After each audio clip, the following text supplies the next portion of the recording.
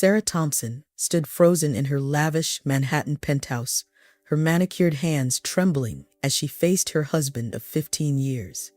Jack Thompson, CEO of Thompson Industries and one of New York's most eligible bachelors before their marriage, looked at her with cold, steely eyes that no longer held an ounce of warmth. "Sarah, let's not make this more difficult than it needs to be," Jack said, his voice dripping with condescension. "I've met someone else. Ashley as well, she's everything I need right now." Sarah's voice quavered as she replied, "Jack, how can you do this? After everything we've been through?" Jack's laugh was mirthless. "Been through? Sarah, darling, what exactly have you been through? Living in luxury? Attending galas? Let's be real here. You haven't worked a day since we got married. I've given you everything, but you said you wanted me to stay home, to be the perfect wife for someone of your status," Sarah protested, tears welling in her eyes. "And you played the part well, I'll give you that," Jack conceded with a smirk. "But times change, people change. I need someone who can keep up with me, someone vibrant and young. Ashley understands me in ways you never could." Sarah felt her world crumbling around her. "What about our vows, Jack? For better or worse, remember? Vows are just words, Sarah, and words don't build empires." Jack straightened his Italian silk tie. "I'm being more than generous. I'm giving you time to pack your things and find a new place. Don't even think about trying to claim my money. You haven't earned a cent of it." As Jack turned to leave, Sarah called out, her voice breaking, "I loved you, Jack. I still do." He paused at the door, not bothering to look back. "Love doesn't pay the bills, Sarah. It's time you learned that." The door closed behind him with a decisive click, leaving Sarah alone in the vast, empty penthouse that no longer felt like home. 3 years later, the New York sky was overcast, matching the somber mood at Evergreen Cemetery. Sarah stood before a fresh grave, her black dress billowing gently in the cool breeze. Her eyes, once bright with love and hope, now held a mix of sadness and something harder to define, perhaps determination. As she stared at the polished granite headstone bearing Jack's name, memories flooded her mind. The whirlwind romance with Ashley had burned bright and fast. Within a year, cracks had begun to show. Sarah recalled the day just 2 months ago when Jack had shown up at her modest apartment, looking haggard and desperate. "Sarah," he had said, his voice hoarse, "I think I've made a terrible mistake." Now, as mourners began to disperse, Sarah's attention was drawn to a statuesque blonde in an outfit that seemed more suited for a fashion show than a funeral. Ashley Stone, now Ashley Thompson, stood with perfect posture, a black veil partially obscuring her face. But it wasn't Ashley's inappropriate attire that caught Sarah's eye. It was the muscular young man standing closely beside her, his hand placed possessively on the small of Ashley's back. Sarah overheard snippets of whispered conversations around her. Can you believe the nerve, bringing her lover to her husband's funeral? Poor Jack. I heard he was sick for months, wasted away to nothing.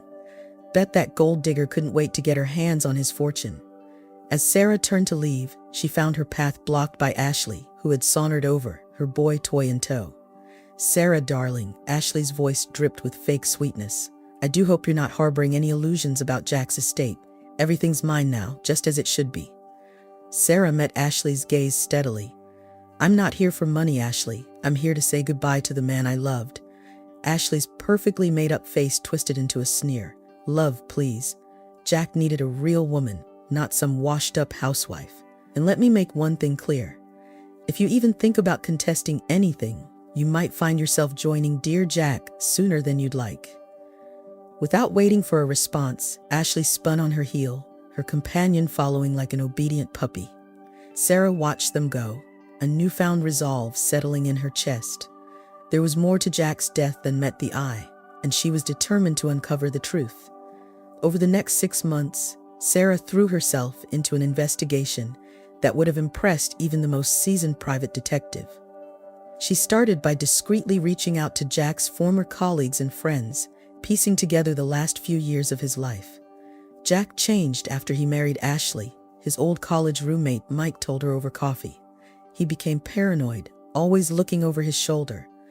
"I tried to talk to him about it, but he just shut me out." Sarah nodded, jotting down notes.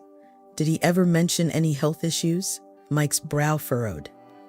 "Now that you mention it, He did start complaining about feeling tired all the time, having stomach pains.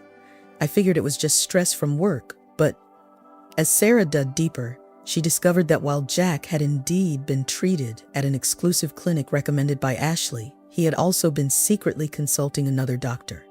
Dr. Emily Chen, a respected toxicologist, agreed to meet with Sarah after much persuasion. "Mrs. Thompson, I can't discuss specifics due to doctor-patient confidentiality," Dr. Chen said, her eyes darting nervously around the cafe where they met. "But I can tell you this, Mr. Thompson's symptoms were unusual, consistent with some form of poisoning.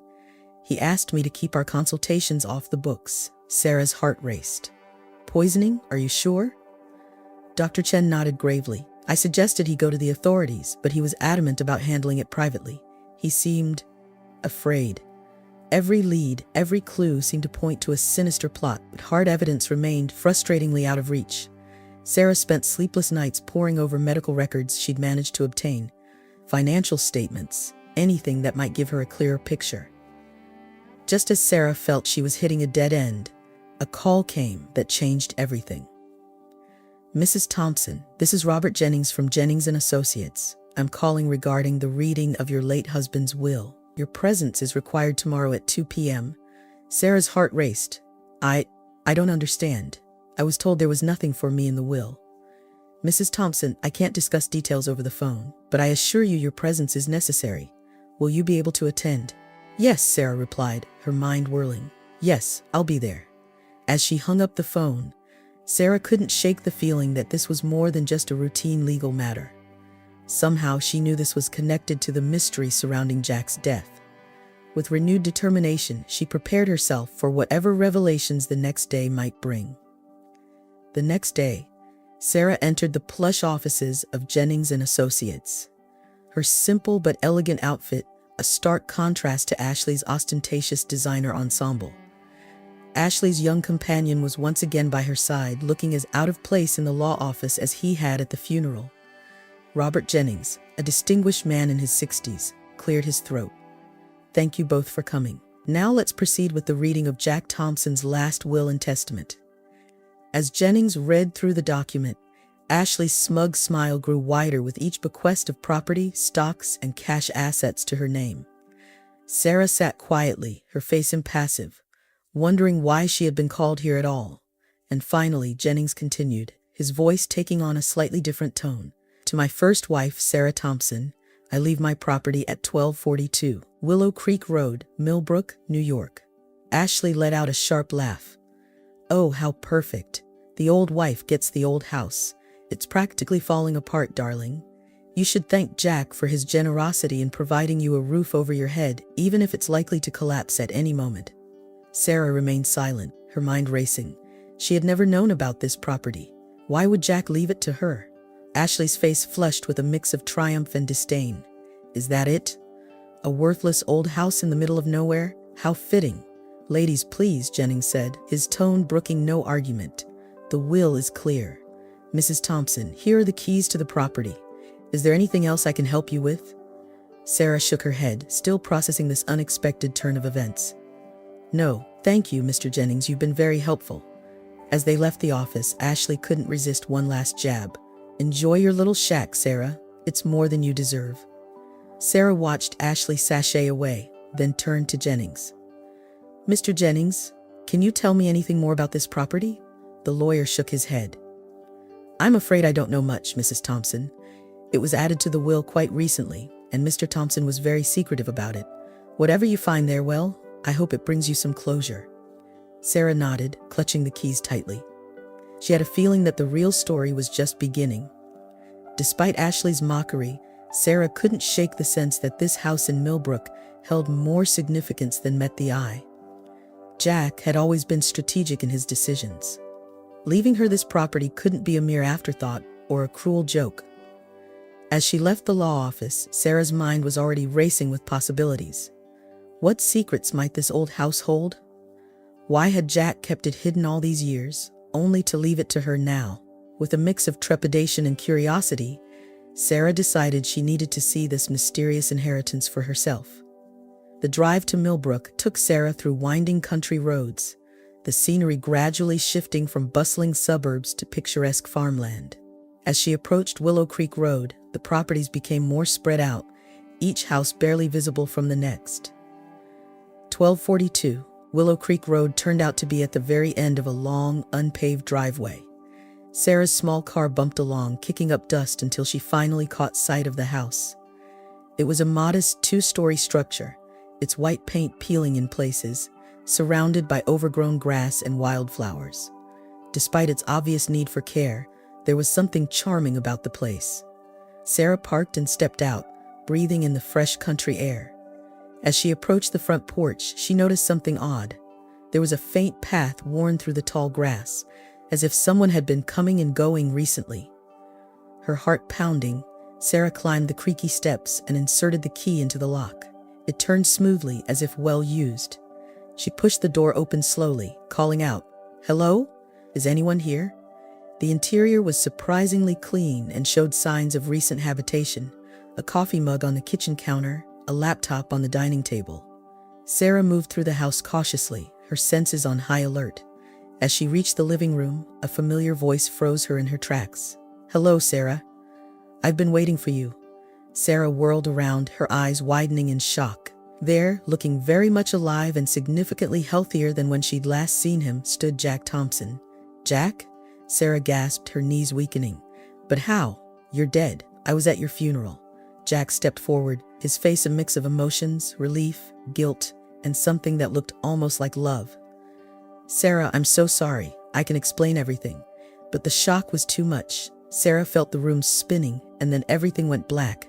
When Sarah came to, she found herself lying on a comfortable couch, a cool cloth on her forehead. Jack sat nearby, watching her with concern. "Easy now," he said softly as she stirred. "Take your time." Sarah sat up slowly, her head spinning. "Jack, how is this possible? Everyone thinks you're dead." Jack sighed deeply. "It's a long story, Sarah, but the short version is, I had to die to save my life and hopefully bring a murderer to justice." Over the next hour, Jack explained everything. He had begun to suspect Ashley was poisoning him when his health started deteriorating rapidly. A secret visit to an independent doctor confirmed his fears. He was being slowly killed with an exotic poison. "I knew if I confronted Ashley directly, she'd find a way to finish the job quickly," Jack explained. "So I came up with a plan. With the help of my old friend, Dr. Michael Novak, we faked my death. The body at the funeral was an incredibly lifelike dummy." Sarah listened, her mind reeling. "But why all this secrecy? Why not go to the police?" Jack shook his head. "We needed irrefutable proof. Ashley's too smart, too connected. A mere accusation would never stick. We needed her to incriminate herself. And that's where I come in," Sarah realized. Jack nodded. "Yes, I'm so sorry to put you through this, Sarah, but you're the only one I could trust. Ashley would never suspect you. She thinks she's beaten you." Sarah stood pacing the room. "So what now? What's the plan?" Jack's eyes gleamed with determination. "Now we set the trap, and you, my dear, are the bait." Over the next few days, Jack and Sarah worked tirelessly to perfect their plan. With the help of Dr. Novak and a trusted private investigator, they set up a sting operation that would catch Ashley red-handed. "The key," Jack explained, "is to make Ashley believe you've discovered concrete evidence of her crimes. She's arrogant enough to think she can intimidate you into silence." Sarah nodded, her resolve strengthening. "And when she threatens me, we'll have it all on record." They spent hours rehearsing scenarios, making sure Sarah was prepared for any reaction Ashley might have. Jack couldn't help but admire Sarah's strength and intelligence as she threw herself into the plan. "Sarah," he said softly one evening as they took a break, "I know I have no right to ask this, but why are you helping me, after everything I've done to you?" Sarah was quiet for a moment, then met his gaze. "Because it's the right thing to do, Jack, and because, despite everything, I still care about what happens to you." Jack felt a lump form in his throat. "I don't deserve your kindness, Sarah. I was a fool to let you go. I see that now." Sarah gave him a small, sad smile. "Let's focus on the task at hand, Jack. We can talk about the rest later." The day of reckoning arrived all too soon.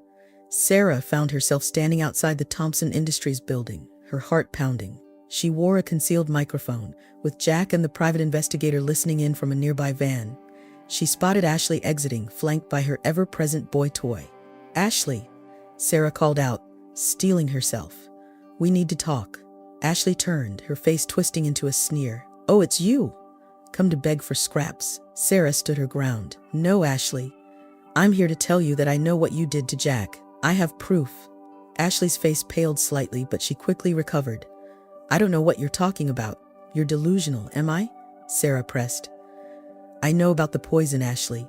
The one your boyfriend brought back from his internship in India. I know how you slowly killed Jack to get your hands on his money." Ashley's composure cracked. She grabbed Sarah's arm roughly. "Listen here, you pathetic has-been. You don't know anything. And if you know what's good for you, you'll keep your mouth shut. Unless you want to join Dear Jack in the ground. So you admit it?" Sarah asked, her voice steady. "You killed him?" Ashley laughed coldly. "Killed him? I liberated him. And myself. That fool thought he could replace me with some young trophy? Use me to further his empire and then discard me? He got exactly what he deserved. And soon you will too." "I don't think so, Ashley." Both women turned at the sound of the new voice. Jack stepped out from behind a nearby car, very much alive and flanked by 2 police officers. Ashley's face drained of all color. "Jack, but how? You're dead." "Sorry to disappoint you, darling," Jack said, his voice hard. "Your little poisoning scheme didn't quite work out as planned." As the police moved in to arrest Ashley and her stunned accomplice, Jack turned to Sarah, his eyes full of remorse and gratitude. "Sarah, I can't thank you enough. I know I hurt you terribly, and I don't deserve your forgiveness. But I want you to know that I'm truly, deeply sorry for everything." Sarah looked at him, years of pain and love warring in her heart. "Jack, I need time. This is all too much." Jack nodded understandingly. "Of course, take all the time you need. I've transferred all my assets to you. It's the least I can do after everything. I'll be staying at the house in Millbrook if you ever want to talk." As Jack turned to leave, Sarah called out, "Jack, wait. I'm glad you're alive." A small smile played on Jack's lips. "So am I, Sarah. So am I." The following weeks were a whirlwind of legal proceedings and media frenzy. Ashley and her accomplice were facing lengthy prison sentences, while the business world buzzed with the miraculous return of Jack Thompson. Sarah found herself thrust into the spotlight, hailed as the clever ex-wife who had helped bring down a black widow. Through it all, Sarah kept her distance from Jack, needing time to process everything that had happened. She threw herself into managing the assets Jack had transferred to her, surprising herself with her business acumen. One evening, as she sat in her new office overlooking the New York skyline, Sarah received an unexpected visitor. It was Robert Jennings, Jack's lawyer. "Mrs. Thompson," he said, looking somewhat uncomfortable. "There's something I need to discuss with you. It's about Jack's will." Sarah frowned. "I thought everything was settled, Mr. Jennings." The lawyer cleared his throat. "Well, yes, but there's one more thing. In the event of his resurrection, so to speak, Jack left instructions for me to give you this." He handed her an envelope. With trembling hands, Sarah opened it and began to read. "My dearest Sarah, if you're reading this, it means our plan worked and I'm alive. I know I have no right to ask anything of you after the pain I've caused, but I hope you'll hear me out. These past months in hiding have given me a lot of time to think. I've realized what a fool I've been, throwing away the best thing that ever happened to me. You were always there for me, supporting me, loving me, even when I didn't deserve it. I understand if you never want to see me again, but if there's any part of you that still cares for me, I'd like a chance to make things right. Not as business partners, not as friends, but as the loving couple we once were. I'll be waiting for you at our spot in Central Park. You know the one. I'll be there every Saturday at noon for the next month. If you don't come, I'll understand and I'll never bother you again. I love you, Sarah. I always have, even when I was too blind to see it. Forever yours, Jack." Sarah sat back, her mind reeling. Could she really consider giving Jack another chance after everything that had happened? For 3 Saturdays, Sarah found herself walking to the edge of Central Park, only to turn back at the last moment. But on the 4th Saturday, something changed. Maybe it was the way the sun hit the trees, reminding her of happier times. Maybe it was the realization that despite everything, her love for Jack had never truly died. Whatever the reason, Sarah found herself walking into the park, her heart pounding as she approached their old spot, a secluded bench overlooking the lake.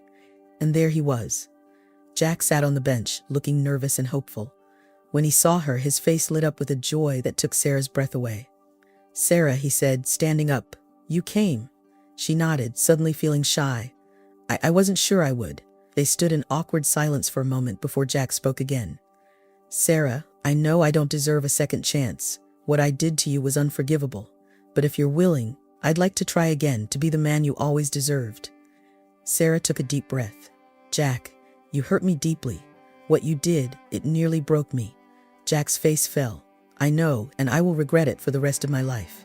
But Sarah continued, "These past months have shown me something. Despite everything, I still love you, and I think I'd like to try again, if you want to." Jack's eyes widened in disbelief and joy. "Sarah, are you sure? After everything I've done?" Sarah nodded. "I'm sure. It won't be easy, and we have a lot to work through, but I think we're worth a second chance." Jack pulled her into a tight embrace, tears streaming down his face. "I promise you, Sarah, I will spend every day making this right. I love you. I've always loved you, even when I was too blind to see it." As they stood there, holding each other in the park where they had first fallen in love, both felt a sense of hope they hadn't experienced in years. The road ahead would be challenging, but they were ready to face it together. The past year had been filled with challenges, rebuilding trust, relearning each other, and facing the skepticism of friends and family who thought they were crazy for trying again. But with each obstacle they overcame, their bond grew stronger. When Sarah discovered she was pregnant 6 months ago, it felt like the universe was giving its blessing to their fresh start. "There," Jack said triumphantly as they snapped the last piece into place, "one perfectly assembled crib for our little miracle." Sarah leaned into him and he wrapped his arm around her. "It's perfect," she murmured. Jack pressed a kiss to her temple. "I love you, Sarah. Thank you for giving us another chance." Sarah turned in his embrace, meeting his gaze. "I love you too, Jack. Always have, always will." As they stood there, bathed in the warm light of their home, both Jack and Sarah knew that this moment, this love, this life they were building together was worth every hardship they had endured. Their story wasn't perfect, but it was theirs, and they wouldn't have it any other way.